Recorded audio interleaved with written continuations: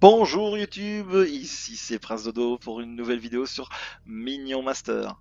Donc aujourd'hui nous allons nous intéresser au deuxième héros dans la liste des héros. Nous avons fait Typhon à la dernière vidéo et là nous allons attaquer avec Volko. Donc vous voyez moi j'ai une apparence particulière que j'ai gagnée au cours d'une saison, enfin d'un pass de combat. Donc sinon l'apparence c'est ça, Volko. Volko ne craint pas les masses mais déteste les ennemis volants. Donc Volko a un défaut, une petite faiblesse, c'est les ennemis volants, il ne peut pas leur tirer dessus, c'est clair. Voilà. Mais il met des bonnes tartines au sol, ça fait une lège, ça fait beaucoup de dégâts. Il n'a pas une portée malade, mais il tape pas 10. En fait, il tape que les monstres au sol, il a une portée de 10, donc c'est deux fois moins que, que Typhon qui tape à 20 au tout début. Mais ça fait des dégâts de 40, donc ça pique. Premier trait, lorsqu'on a débloqué le premier talent, avec 20 points d'expérience, on a Volko qui brûle le pont. Donc le brûle le pont, ça fait très mal. Donc, vous pouvez vraiment décimer une horde de scrat, descendre fortement la vie des monstres petits et moyens. Du moins c'est des monstres qui coûtent entre jusqu'à 4-5. Au-delà, les gros monstres, ils vont quand même prendre très cher. Ah non, ça c'est la deuxième compétence. La première compétence, c'est que si il contrôle le pont marqué avec un marteau, lorsqu'on joue une carte, peu importe la carte qu'on joue, quand on la lance et que le pont il est à nous, bim, ça balance un trait de feu, une boule de feu, qui va sur l'ennemi, il perd 60 points de vie. Sans l'approcher, sans que ce soit un ennemi, c'est automatique. Donc ça c'est un trait très intéressant avec lequel on peut tourner rapidement autour parce que c'est le trait qui se débloque en premier. Donc on peut faire une dynamique, un deck autour de ça. Deuxième compétence qui se débloque à partir de 60 points d'expérience. Donc la carte brûler les ponts. Donc ça inflige 40 points de dégâts par seconde, ce qui est énorme. Énorme, ça dure 5 secondes, 5 x 4, 200, 5 x 20, ça fait 200 points de dégâts sur n'importe quel monstre qui serait sur le pont, qui serait en train de passer. Donc ça crame tout. Jusqu'au, comme j'ai dit tout à l'heure, jusqu'aux monstres qui coûtent 4 ou 5, même qui ont beaucoup de points de vie. Donc 200 points de dégâts, vous regardez à peu près, ça fait mal, très mal. Et le dernier talent, non plus des moindres, un des talents très fort, donc de base tous les cogneurs, donc les cogneurs c'est toutes les cartes qui tapent pas à distance, donc c'est nommé cogneur ici et pas sbire tireur. Donc tous les cogneurs prennent rage 1. Rage, le sbire infecté par rage gagne, le cogneur gagne 50% à ses dégâts. Donc ça c'est complètement pété et complètement fou. Donc voilà. Donc Volko, il a son défaut, il faut faire attention à son défaut, qu'il peut pas taper les monstres volants, donc il va falloir que vous mettiez quand même soit des sorts pour empêcher les monstres de vous approcher, soit mettre des monstres qui tirent en l'air. Donc des monstres qui tirent en l'air, mais pas des tout petits, des petites crottes. Il faut mettre du monstre qui fait vraiment du dégât en l'air ou des monstres volants qui peuvent détruire les monstres qui tapent en l'air. Donc là, je vais vous proposer le deck que j'ai crafté moi. Pas, je viens de le crafter parce que je joue pas spécifiquement Volko. J'avais fait un deck qui joue sur sa première capacité, le trait de feu. Mais là, j'ai fait un deck moyen qui coûte pas trop cher. On va regarder ça ensemble. Donc j'ai fait un deck avec des petits tanks, des tireurs. Donc j'ai mis des petits Scratalis qui sont en l'air, qui peuvent gérer les volants, hein, c'est le principe. Les flèches qui peuvent gérer aussi les volants. La frappe empoisonnée, je vous avais déjà expliqué ce qu'elle faisait. Elle fait 20 points de dégâts pendant 6 secondes, donc 120 points de dégâts. Les volants, ils aiment pas trop. Là, ça gère les volants. J'ai mis le petit Xiaolong qui lui aussi gère les volants. J'ai mis le tireur de prime d'élite, il coûte un peu plus cher que le Scrat tireur d'élite qui coûte 3. Mais lorsque je tue quelqu'un, lorsqu'il tue quelqu'un, il gagne un point, il me fait gagner des points d'expérience. Donc ça me permet d'avancer plus vite vers mon deuxième rang, voire mon troisième rang. Le deuxième rang va permettre de tuer facilement des monstres qui viendraient au sol, et le troisième rang me donnerait la rage à tous mes cogneurs. Donc toute la horde de Scrat, c'est les cogneurs. Le troisième stade, tous mes cogneurs. Donc les petits cogneurs, ils auraient la rage sur les rages. Eux, c'est des volants, mais c'est des cogneurs. Donc j'aurai des tout petits volants qui coûtent pas cher, mais qui seront des cogneurs. Ils taperont à 15 au lieu de taper à 10. Eux, c'est des cogneurs, mais il y a lui plus. On va regarder la carte. Donc c'est une légendaire. Après, on peut la changer par simplement une guerrière. On a lui qui tape à 35, ça fait 24 DPS. Et il y a deux essaims qui viennent avec 18 de DPS, 30, 20, 25, 35, 20, 20, donc là on est déjà à 75. On rajoute 50% de ces 75. Je ne parle pas de DPS, je parle de dégâts purs. Hein. 50% de 75, on a plus de 100 points de dégâts par coup. Ploum. Voilà. Donc, avec le boost, c'est très très fort. Enfin, moi je trouve ça très très fort. On peut le compenser avec une autre carte. Si vous désirez changer, vous mettez un autre cogneur qui a à peu près le même coup. Ici, j'ai mis rameur. Pourquoi rameur? Parce qu'en fait, avec notre premier trait, on va faire des dégâts sur la tour en jouant nos petites cartes. Ce sont 2, 3, ça permet de gérer, mais au fur et à mesure, on va grignoter la vie de l'adversaire tout doucement, tout doucement, tout doucement, jusqu'à la fin, à un moment, même pour récupérer un pont et aller mettre des coups dans la tour de l'adversaire, bim, on va lui mettre des gros coups de rameur, et rameur, lui, il tape à 180 quand il tape. Bim, dans la tour ennemie et il va direct sur le bâtiment. Il s'arrête pas, il s'occupe pas des monstres, il va sur les bâtiments. Le seul moyen de se défendre de rameur, c'est de poser un bâtiment devant sa tour pour pas qu'il nous tape. Le tireur d'après, je vous ai expliqué. Et la succube, ben voilà, j'ai mis une grosse créature qui peut gérer les volants. Je vais l'enlever parce qu'elle coûte un petit peu cher et elle a vraiment pas beaucoup. Pas énormément de points de vie. Bon, après, elle a un skin sympathique, là, des gros lolos, le gros pervers. Elle a la capacité de se téléporter quand il y a un cogneur qui vient pour la taper. Donc elle peut vraiment gérer les cogneurs aussi. Mais je vais simplement la changer, je pense. Je vais essayer de faire une partie avec elle, vous montrer comment le principe de fonctionnement des traits du héros. Mais elle est changeable par n'importe quel autre tireur qui coûterait 4. J'avais pensé à la base mettre ce tireur qui est ici, que je vous ai déjà parlé, c'est le marcheur drone, qui il tire loin, il tape fort, il a de la vie. Bon, la succube a plus de points de vie, mais elle tire moins loin, elle a une portée moindre. Lui, elle ne tape qu'à 6, elle a 2 de portée en moins. Ce qui peut être, comment dire, préjudiciable parce qu'on a vraiment besoin de gérer souvent des gros groupes et le fait d'avoir plus de portée permet de gérer, de tirer de plus loin et de tuer des monstres plus gros, des volants un petit peu plus gros.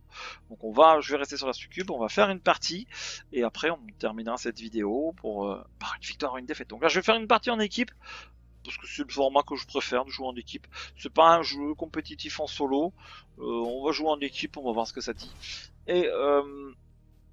Et puis je vais vous expliquer le fonctionnement global du deck et voir la force et la faiblesse en situ, comme on dit, en situation. Donc là on joue avec avec Typhon qui lui gère les airs et met tireur habile. Donc tous mes tireurs vont avoir tireur habile. C'est très sympa. On va gagner de l'exp sur les petits scrats. Ne les tue pas tout de suite. Il les a tués tout de suite. C'est pas grave. Ce n'est pas grave, ce n'est pas grave. Voilà. Il va tuer celui-là. Il va tuer le volant qui est ici. Ploum, hop, un point. On va refaire l'armée pour contrer. J'aurais pas dû jouer l'armée, mais bon, vous voyez, il a mis le Scrat. Char Scrat qui fait très très mal. On va le contrer avec la succube qui va, je pense, l'exploser. Voilà, succube contre succube. On va s'entretuer. C'est une logique implacable. Moi j'ai mis les petits pour aller taper, mais ils vont mourir. C'était pas un bon play. J'aurais dû le mettre ici sur le géant, le char, le sogère. Ah, aussi particularité de celui-là, c'est qu'on peut regardez, on le repousse et il va venir nous focus nous, il ne focus plus notre tour. Assez sympathique lorsqu'on a un gros ou qu'on veut se démêler de quelque chose qui est en train de mettre des grosses tartines à notre tour. Ici on va défendre contre son rameur, voilà, parce que son rameur se fait taper. Il a cramé quand même pas mal de ressources pour son rameur. Voilà, on va lui remettre le poison. Oh, vas-y maintenant. Ah, faut les mettre avant. Ce n'est pas grave, on va se mettre dans l'autre sens. Oula, j'ai pas compris ce qui s'est passé. J'ai posé ma... Ah, on va prendre l'explosion. On a pris les 300 parce que celui-là quand il explose il met 300 aux autres. On va remettre le tireur d'élite derrière.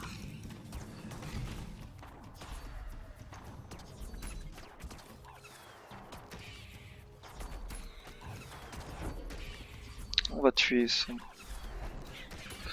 truc à Scrat, il est mort. On va foncer. Tuer les petits... Ah, pourquoi il y en a que 2-6 bah, j'ai pas tout compris là. C'est pas grave. Vous voyez Typhon, il gère les airs, il gère partout, il l'a tué en 3 flèches, voilà, il est mort. Alors, on va le repousser. On vient de gagner le rang 2, on est avant eux, on a de l'avance. Donc j'ai mon brûler les ponts, ils peuvent venir avec du gros genre celui-là, vous voyez, moi c'est un sort qui coûte 0. C'est un sort qui fait très très mal et qui ne coûte rien. Donc c'est assez intéressant de le jouer. Il a remis son char. Moi je garde tout. Je vais poser un. Voilà, ici il soigne tout le monde. Il a enlevé de la vie, je les ai. Parfait. C'était très très bien joué tout ça. Il a empoisonné l'armée de Scrat, le tireur de prime. Hop. Derrière son. Vous voyez, il a le même que moi, Morgul. On va taper directement dans la tour.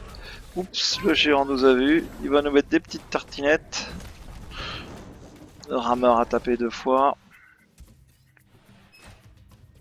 Passer au rang 3 et ça va gérer.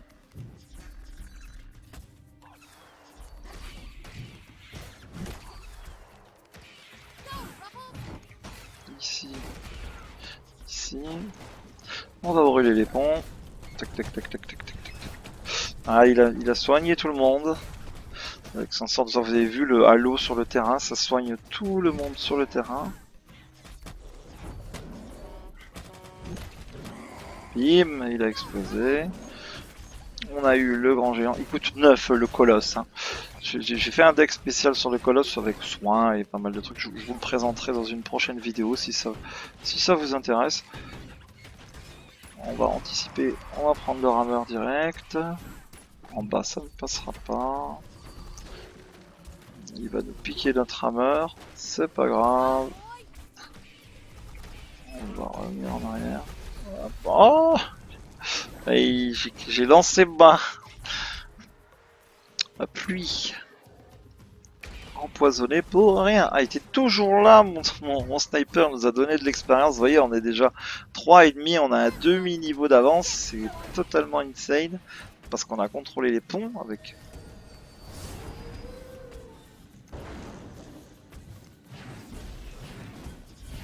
Voilà, là il va prendre cher.